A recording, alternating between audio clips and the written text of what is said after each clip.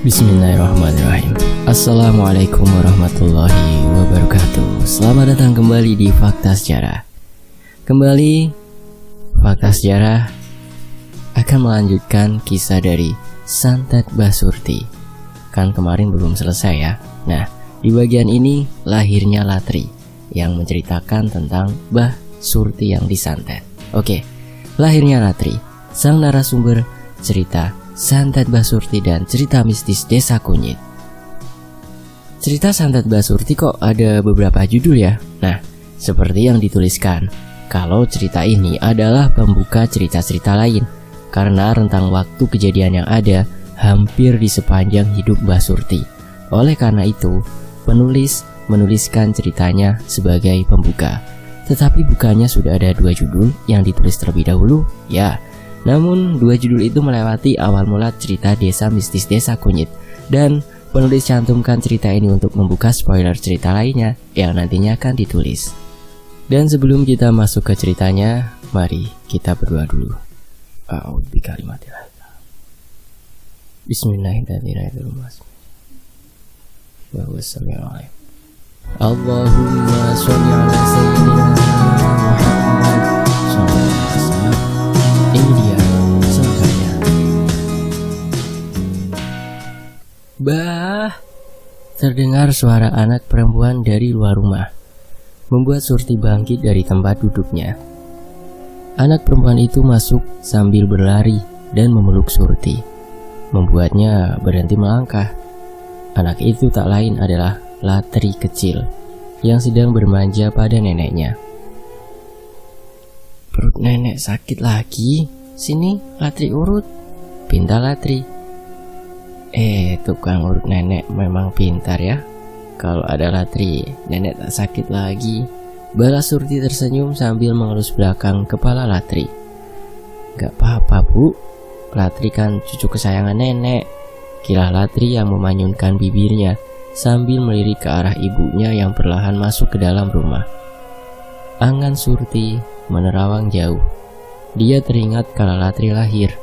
Waktu itu menjelang maghrib, Naimah mengunjungi ibunya dengan perut buncit. Naimah adalah anak ketiga dari 6 bersaudara, dan dia adalah ibunya Latri. Saat Naimah mengunjungi rumah ibunya, Surti, perutnya mendadak sakit tepat di depan pintu masuk. Ma, teriaknya memanggil. Kenapa nak? Balas Surti mendekat, merangkul anak perempuannya yang baru masuk ke dalam rumah. Kayaknya aku gak kuat lagi, tak lama lagi anak ini lahir, jelas Imah. Rani, kemari nak, teriak Surti memanggil tetangganya yang kebetulan lewat depan rumah. Iya Mbak Surti, balas Rani dengan nada teriak, berlari mendekati rumah Surti. Ran, undangaken dukun beranak, Bak Imah mau melahirkan, jelas Surti, dan dijawab anggukan oleh Rani. Rani adalah tetangga Surti, dan dia menyuruhnya memanggil dukun beranak karena Ita tak ada di rumah, dikarenakan Ita sedang merantau kala itu. Tanpa pikir panjang, Rani lari keluar rumah untuk memanggil dukun beranak, sedangkan Naimah tak bisa dipapah oleh Surti. Dia terduduk tepat di depan pintu masuk. Narti, anak bungsu dari Surti yang sudah menginjakan kaki di sekolah dasar, pun keluar dari dalam kamarnya untuk melihat apa yang tengah terjadi. Bu, sakit. Aku tak kuat lagi, teriak Imah meremas tangan ibunya. Sabar bu, Rani lagi ngundang dukun beranak, balas Surti menenangkan. Aduh, Imah mengatur nafasnya yang tak beraturan sambil terus menahan rasa sakit. Si bungsu hanya diam, tak mengerti apa yang tengah terjadi. Matanya terus mengamati, tak terpejam. Narti, ambilkan baskom diisi air hangat dan handuk ya, teriak Surti dengan raut wajah panik. Iya mak, jawab Narti terbata dan bergegas pergi ke dapur. Namun sesekali melihat ke arah belakang, terlihat bingung. Sambil menunggu dukun beranak yang belum datang, Surti menenangkan Naimah dan menyuruhnya mengatur nafas. Tak lama Narti datang membawa baskom berisi air hangat dan sebuah handuk kecil. Surti begitu cemas melihat anaknya teriak dan menangis kesakitan. Tak lama terdengar suara tangisan seorang bayi, dan Latri pun lahir tanpa pertolongan dukun beranak. Namun ada yang berbeda. Leher Latri yang masih bayi dililit usus sampai 3 lilitan. Melihat hal itu, Surti pun menangis. Rani tak kunjung datang karena di dekat situ tak ada dukun beranak. Surti pun kaget kala itu, cemas dan khawatir. Jadi asal menyuruh Rani untuk mencari dukun beranak. Tempat dukun beranak sendiri terbilang jauh. Surti tak tahu apa Rani naik becak atau hanya berlari ke rumah dukun beranak itu. Yang pastinya kecemasan Surti tak bisa digambarkan lagi. Dia pun bingung mau melakukan apa untuk menyelamatkan cucunya. Si bungsu hanya berdiri, menatap bingung. Namun dia melangkahkan kakinya, mendekati keponakannya yang baru lahir. "Dedek bayi," ucapnya tersenyum, duduk jongkok di dekat sang keponakan. Sesekali si bungsu melirik ke arah Surti dan Naimah, sambil menunjuk ke arah bayi dan berujar, "Dedek bayi." Naimah lemas, setengah sadar, sambil menempelkan kepalanya di dinding sebelah pintu. Sedangkan Surti kebingungan. Dia berdiri dan mondar-mandir keluar masuk rumah, menunggu Rani dan masuk lagi, karena khawatir dan seperti itu seterusnya, sedangkan pipinya basah karena air mata. Naimah membuka kedua matanya. Dia melihat sekeliling, matanya melirik ke arah sang ibu yang tengah bingung. Lalu dia melihat ke arah bayi yang baru dilahirkannya. Sempat kaget, tetapi dia perlahan meraih usus yang melilit di leher bayinya. Perlahan, Naimah membuka lilitan itu satu persatu, sedangkan si bungsu hanya menatap, melihat apa yang dia tak mengerti. Lumayan agak lama, usus yang melilit ke leher Latri bayi pun terlepas, dan secara bersamaan Rani datang membawa dukun beranak. Mbah Surti yang khawatir dengan kondisi anaknya segera mendekati Rani dan dukun beranak itu, yang kebetulan baru mau turun dari becak Pak Ralik. Surti menggapai tangan dukun beranak, mengajaknya masuk ke dalam rumah. Sampai di dalam rumah, keduanya melihat Naimah lemas tak sadarkan diri, sedangkan bayi Latri sudah mulai terdengar tangisannya. Dukun beranak langsung mengambil bayi Latri untuk dimandikan. Beberapa waktu telah berlalu, Naimah sudah sadar sambil menggendong bayi Latri. Mbah Surti ikut senang, sedangkan si bungsu sudah tertidur di dalam kamarnya. Naimah dan bayi Latri pun pamit, mereka pulang ke rumahnya. Setelah Naimah berpamitan, Surti duduk di kursi ruang tamu, mengelap keringat di keningnya, lalu kembali melakukan aktivitas seperti biasanya, memijat bagian perut yang sudah mulai merasa sakit. Beberapa hari telah berlalu, Naimah dan suaminya sudah memberi nama anaknya yang kita kenal sebagai Latri. Kala itu Naimah mengingatkan Latri di dalam kamar seorang diri. Dia pergi ke dapur untuk membuatkan susu. Namun saat kembali, Naimah kaget dan histeris. Dia teriak memanggil suaminya. Ya. Dengan sigap suaminya datang, meninggalkan ruangan televisi. Dia berlari kecil, mendekati istrinya yang berdiri di antara pintu. Terlihat bayi Latri yang tertawa riang, seakan ada yang menemaninya bermain. Benar, ada yang menemaninya bermain. Sesosok macan kumbang yang keluar dari kolong tempat tidur. Suaminya berjalan perlahan, mendekati si macan kumbang dan mulai melakukan interaksi. "Cokro-Krudlo, apa yang kau lakukan?" "Aku hanya ingin menjaga anakmu saja. Baunya wangi, membuat makhluk-makhluk lain ingin mendekatinya," jelas si macan kumbang. Suami Naimah, atau sebut saja dengan nama Pak Handar, ia melihat ke sekeliling. Nampak beberapa makhluk dari kejauhan, mencoba untuk mendekati anak bayinya. Namun matanya terhenti kala melihat ke arah sosok nenek berkebaya dengan senyum mengembang. "Tidak usah khawatir, ada Nyi Ening. Dia salah satu leluhur," jelas Handar. Dan macan kumbang itu pun berkata, "Baiklah, aku akan pergi. Dan mulai dari sekarang, aku hanya akan menjaga rumahmu dari kejauhan." Ucap si macan kumbang menatap Handar penuh kekecewaan. "Maafkan aku, Cokrokutlo. Aku tak mau membuat Naimah khawatir," jelas Handar lagi. "Ya," balas macan kumbang singkat, lalu segera beranjak dari tempat itu. Seperti yang Cokrokutlo khawatirkan, perginya dia membuat Nyi Ening mendekati Latri. Begitupun dengan beberapa makhluk lain, tetapi karena Handar begitu percaya kalau Nyi Ening akan melindungi bayi Latri, dia tak mempermasalahkan akan hal itu. Setelah Nyi Ening mendekat, sosok lain yang ingin mendekati bayi Latri mengurungkan niatnya. Namun, masih ada satu sosok yang tak kunjung pergi, menatap bayi Latri dari jauh dengan senyum mengembang. Sesosok wanita muda dengan kebaya berwarna merah yang awalnya hanya berdiri, kini mendekat saat Handar mulai keluar dari kamar. Dia bisa melihat sosok Cokrokutlo karena Cokro sendirilah yang menampakkan dirinya pada Naimah. Ingin disanjung karena telah menjaga bayi Latri, tetapi malah diusir oleh Handar dan sekarang hanya menjadi penjaga rumah yang menjaga dari kejauhan. "Bayi yang manis, tenanglah, ada aku di sisimu. Aku si kembang duren, tak akan membiarkan sesiapapun menyakiti hatimu. Siapa yang hianat padamu, dia akan menerima akibatnya," ucap kembang duren dengan tawa yang mengerikan.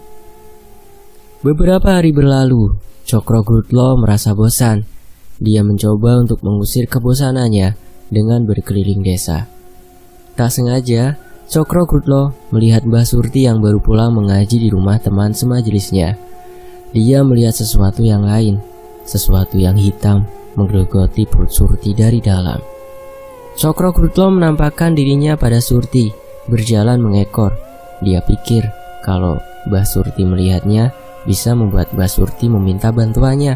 Tetapi apa yang didapat? Surti malah lari kala melihat sosoknya. "Anak macan!" teriak Surti berlari kecil. Cokrokutlo kecewa. Dia pun kembali ke tempatnya, lebih tepatnya di pekarangan rumah Handar dan Naimah, menjaga rumahnya dari kejauhan. Pekarangan rumah mereka dikenal sebagai tempat yang angker. Kala malam, hampir semua warga tak berani lewat, sehingga kalau malam tiba, Handar dan Naimah tak pernah dikunjungi warga sekitar yang hanya sekedar main bertamu atau mempunyai kepentingan di malam itu. Beberapa tahun berlalu, Latri kecil main ke rumah neneknya, Mbah Surti. Setelah memijat perut Mbah Surti dan mendapatkan upah jajan, Latri keluar dari rumah itu dan berkumpul dengan anak-anaknya, Ita, untuk bermain. Mata Surti kian sayup, dia setengah kantuk, kepalanya mulai disandarkan ke kursi ruang tamu. Manusia ini telah melakukan kesalahan. Dia telah membunuh salah satu dari bangsaku. Dia tak pantas untuk diberi maaf. Terdengar suara teriakan yang menggelegar, membuatnya kaget. Setelahnya, suara berlarian para warga terdengar di telinganya. "Lihat yuk, ada apa itu?" ajak Latri kecil. Kedua anak Ita pun mengangguk. Latri kecil dan kedua anak Ita yang usianya lebih tua dari Latri berlarian mengikuti para warga. Sedangkan Surti baru beranjak dari tempat duduknya. Dia keluar rumah dan kaget kala melihat halaman rumahnya tak ada cucu-cucunya. Mbah Surti berteriak memanggil nama ketiga cucunya, namun tak ada yang menjawab. Dia khawatir. Dengan langkah kecilnya mendekati salah satu warga yang hendak pergi ke tempat suara teriakan itu. "Jok, lihat cucu-cucuku ndak?" tanya Mbah Surti. "Cucu ibu pergi mengikuti warga itu," jawab Ajok. "Emangnya apa sih?" tanya Surti.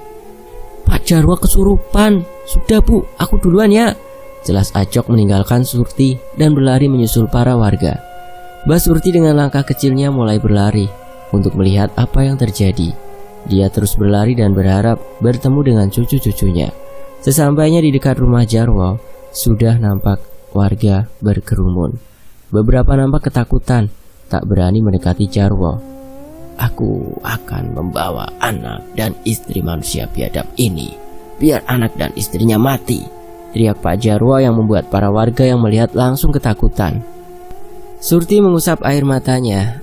Dia mencari keberadaan cucunya dari balik kerumunan warga. Buat teman-teman yang pengen tahu asal mula kenapa Pak Jarwo kesurupan, sudah ada ceritanya ya. Bisa teman-teman lihat di deskripsi. Oke, lanjut. Sedangkan beberapa warga mendekati Jarwo untuk menghentikan langkahnya. Beberapa dari mereka melafalkan ayat suci dan ada juga yang membawa Al-Quran, tapi tak membuat makhluk yang merasuki Pak Jarwo ketakutan, malah sebaliknya. Ngaji saja belum benar, kamu mau pamer? Hahaha, ucap Jarwo menantang sambil tertawa. Di sisi lain, usaha Surti tidaklah sia-sia. Dia bertemu dengan ketiga cucunya dan menyuruh mereka segera pulang. Latri dan anak-anak Ita menuruti perintah sang nenek. Mereka langsung berlari kembali ke rumah sang nenek. Sedangkan Surti memilih berdiam di tempat itu dengan warga yang lain. Melihat kejadian tersebut, warga pun semakin ketakutan. Tapi usaha warga untuk menghentikan langkah kaki Jarwo tidak sia-sia. Dalam ketakutan, warga mulai merasa sedikit lega. Tapi Jarwo yang waktu itu hanya mengenakan sarung, dia berhenti tepat di sebelah lampu minyak yang terbuat dari bambu atau obor. Jarwo membuka sarung dan membakar kejantanannya sendiri. Warga teriak dengan histeris melihat kejadian tersebut, tapi tak ada satupun yang berani mendekatinya. Perlahan api itu kian membesar, membakar tubuh Jarwo. Beberapa warga histeris dan ada pula yang menangis, termasuk Mbah Surti yang menangis begitu histeris. Dalam kobaran api, Jarwo masih berdiri, menantang, membuat para warga tak ada yang berani mendekat. Namun ada beberapa warga yang mencoba untuk memadamkan api yang sudah semakin membesar melahap tubuh Jarwo. Akan tetapi, seperti tak merasakan panas sedikit pun, Jarwo selalu menghindari siraman air sambil memicingkan kedua matanya dan hendak menangkap siapa saja yang mendekat. Tak lama, tubuhnya mulai jatuh. Warga yang masih membawa air di ember segera mendekati Jarwo dan menyiramkan air tersebut. Api pun padam, namun nyawa Jarwo sudah tak ada lagi. Jarwo meninggal dengan kondisi tubuh yang hangus terbakar. Tahun berganti tahun, sakit Mbah Surti sudah kian parah. Dia ingin sembuh. Terus apakah Mbah Surti akan terus pasrah? Jawabannya tidak. Namun belum saatnya dia berobat lagi. Malam Jumat, terjadi hujan lebat bercampur angin. Salah satu pohon Kamboja tersebut tumbang mengarah ke jalan. Pagi harinya, warga berinisiatif untuk menebang pohon tersebut. Pohon sudah ditebang dan malam harinya mulai ada keanehan. Di area perumahan yang setelah melewati hutan, perumahan tersebut mulai didatangi oleh sosok kuntilanak. Dia terbang ke sana kemari sambil tertawa cekikikan. Malam itu warga tak ada yang berani keluar rumah. Mereka menyepi dalam ketakutan. Suasana hening membuat tertawa kuntilanak tersebut menjadi begitu nyaring terdengar. Para orang tua ketakutan sambil memeluk erat anak-anaknya. Surti yang kala itu sehabis menidurkan anak bungsunya lekas mengaji. Namun di rumah, karena cuaca di luar sedang dilanda hujan, namun ngajinya terganggu karena kuntilanak itu tiba-tiba mendekati rumahnya, masuk ke dalamnya. Singkat cerita, malam mencekam itu sudah dilalui Surti, Ita dan anak-anaknya Ita. Namun malam berikutnya, kuntilanak itu masih menampakkan dirinya kepada warga yang lewat. Untuk asal mula teror kuntilanak, ceritanya ada juga di deskripsi ya. Teman-teman tinggal lihat saja nanti. Oke, lanjut. Dan sampai pada suatu malam, Handar lewat jalanan itu. Dia melihat sekelebat bayangan putih masuk ke area pohon bambu. Handar penasaran dan mengikuti sosok tersebut. Terlihat tak jauh dari jalan dia memandang. Di dalam kumpulan pohon bambu yang berdiri, ada sosok anak kecil memakai kain putih lusuh, berambut panjang dan tengah menangis. Sosok yang tadinya tertawa, mendadak menangis. Setelah wujudnya terlihat oleh Handar, terlihat dengan jelas sosok tersebut duduk di salah satu pohon bambu yang membengkok. Tak lama, sosok tersebut pergi. Sekelebat kain melayang di udara. Dia terbang meninggalkan Handar yang kala itu tidak sendirian, karena Handar membawa serta Cokro Gurglo. Setelah sosok itu pergi lagi dengan tertawa dan wujud kuntilanaknya, Handar dan Cokrokutlo melanjutkan perjalanan untuk pulang ke rumahnya. Handar dan Naimah tak mempermasalahkan hal itu karena sosok kuntilanak yang meneror warga untuk mencari rumahnya tak berani masuk ke halaman rumah mereka. Setelah beberapa malam di desa Kunyi dilanda teror dari kuntilanak yang mengganggu para warga, akhirnya para warga mengadakan acara syukuran dan acaranya diselenggarakan di musola yang berada di samping rumah Mbah Surti. Acara berjalan lancar dan alhamdulillahnya kuntilanak itu tak lagi mengganggu para warga. Malam mencekam pun sudah mereka lalui dan warga bisa kembali melakukan aktivitas di malam hari.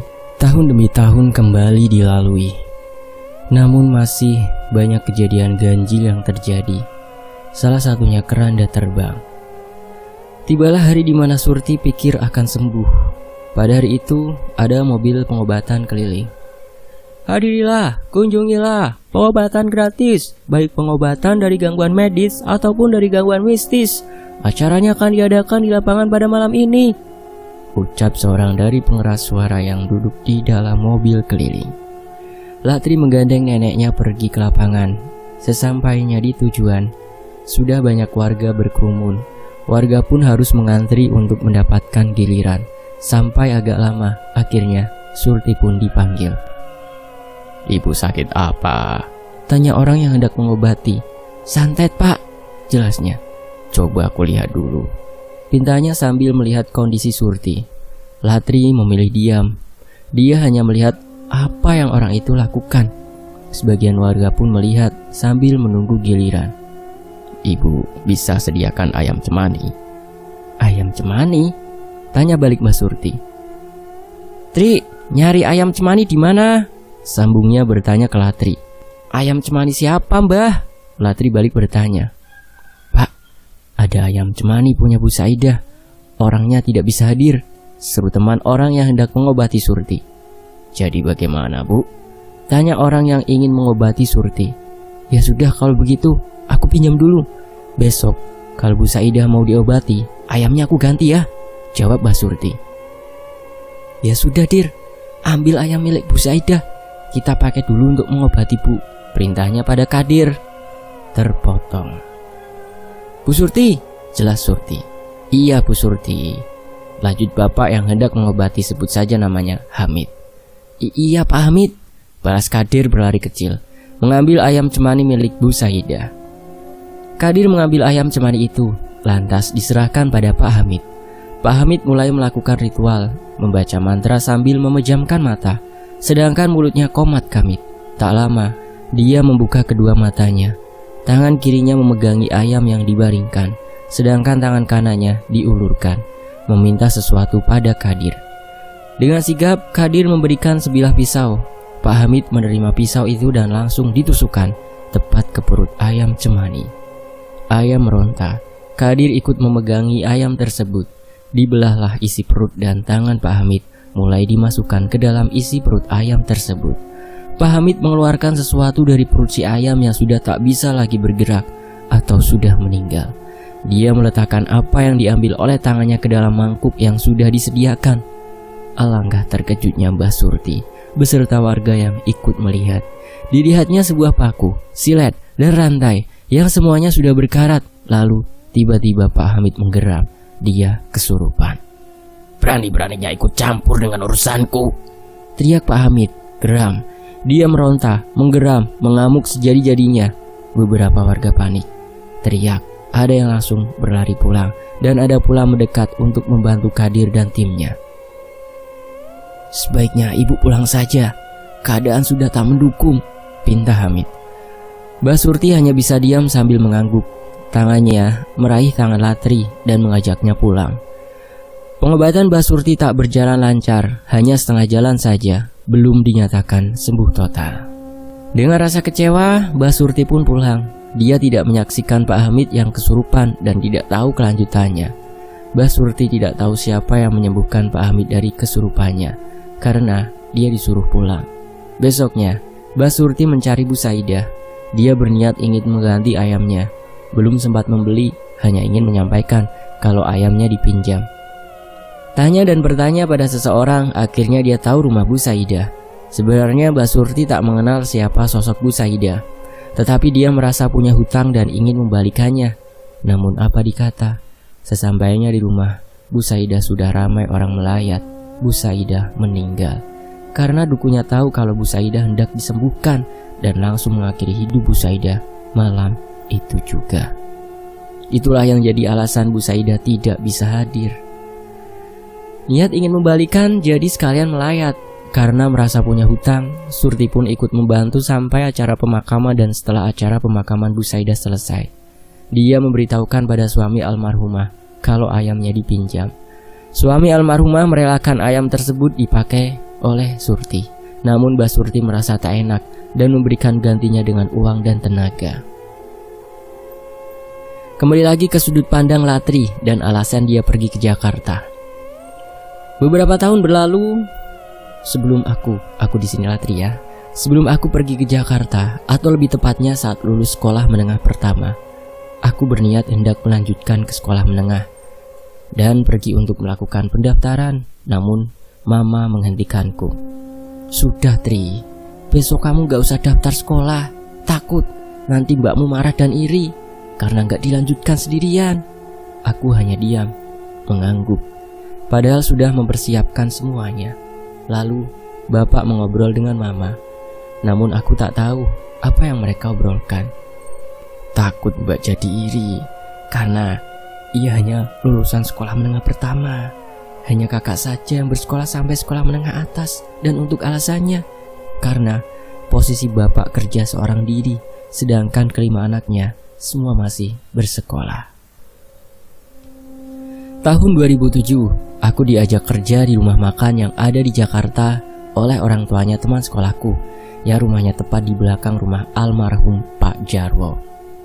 Aku dan Mama mainlah ke rumahnya, namun hanya Mama dan orang tuanya temanku yang berbincang. Aku tidak tertarik dengan kerjaannya dan gak jadi kerja di tempat itu. Esoknya ada tetangga yang nawarin kerja di Jakarta juga, butuh seseorang untuk jadi asisten rumah tangga, dan aku pun langsung menerimanya. Esok paginya, Mama berpesan padaku agar mengunjungi rumah nenek dulu sebelum berangkat. Jadi, aku pun langsung ke rumah nenek. Mbah, nyong ngisuk arep mangkat mbah, arep aring Jakarta. Dungani ya mbah, ucapku. Ya Allah, bocah eseh cilik sudah mau kerja yang jauh. Ya sudah, hati-hati, jaga diri ya, jangan sampai aneh-aneh. Sambil aku salim dan Simbah ngelus-ngelus punggungku. Mama yang mengantarku ke Jakarta, karena sebelumnya aku tak tahu dan tidak pernah kemana-mana. Sesampainya di Jakarta, diantar ke tempat kerja bapak dan dijemput sama suami dari orang yang menawarkan kerja. Hati-hati anak-anak, dibetah-betah nak, nekan apa-apa kabari, ucap Mama dan bapak. Iya, jawabku singkat sambil mencium kedua tangan mereka. Singkat cerita, aku kerja tetapi tak betah. Hanya bertahan 2 minggu dikarenakan ada seekor anjing. Sedangkan aku trauma dengan anjing. Padahal majikanku cukup baik, tetapi mau bagaimana lagi, dan akhirnya aku kembali pulang. Kokoh, aku mau pamit pulang kampung. Soalnya nenekku sedang sakit dan katanya dirawat di rumah sakit, menyuruhku pulang. Ucapku berbohong. Oh ya sudah, gak apa-apa. Memang mau pulang kapan? Tanyanya. Besok kok, biar gak kelamaan, jawabku. Ya sudah kalau begitu, jawab si Kokoh lagi. Esoknya aku pulang, dijemput kakak sepupu pakai motor, lalu menginap di rumah Bude semalam, dan besoknya dijemput bapak, diantarkan ke tempat mbak dan tanteku, adik bungsu Mama. Selang 3 minggu di tempat mbak sambil nyari info kerjaan, akhirnya dapat di PT. Sudah dapat info, esoknya aku pulang kampung untuk ngambil surat-surat penting guna melamar. Di kampung cuma beberapa minggu saja dan tak lupa menjenguk nenek. Habis itu berangkat ke Jakarta lagi. Dan singkatnya, aku sudah kerja, pulang kampung setahun sekali. Tahun berganti tahun, kira-kira di tahun 2012 mendapat kabar kalau nenek sakit. Lalu secara tiba-tiba ada orang rumah menelpon kalau nenek meninggal dunia menjelang malam sahur. Tri, nenek meninggal pas jam 3-an, muntah darah banyak sekali. Jelas salah satu keluarga lewat telepon. Hah? Sing bener, aja goroh, jawabku kaget. Iyalah bener, Masa bohong? Cepat pulang, jawabnya. Aku shock, kaget, dan hanya bisa menangis. Lalu meminta izin sama atasan di tempat kerjaku untuk pulang kampung karena nenek meninggal. Lalu aku memberikan kabar itu pada tante, mbak dan adik sepupu. Namun tante sudah pulang duluan sewaktu subuh sambil menangis dan akhirnya kita pun pulang pakai bus. Sampai di rumah sudah sore dan nenek sudah siap hendak dikebumikan. Saat kita sudah berkumpul, nenek pun dikebumikan. Alhamdulillah, semua berjalan dengan lancar. Namun ada salah satu anggota keluarga yang tidak hadir, Simbah Ratih. Masih ingat dengan Simbah Ratih? Mungkin karena termakan oleh ucapannya sendiri dan untuk suami Mbah Ratih sendiri sudah meninggal dunia jauh-jauh hari, beberapa tahun sebelum nenek meninggal. Dan kisah dari Latri kecil selesai.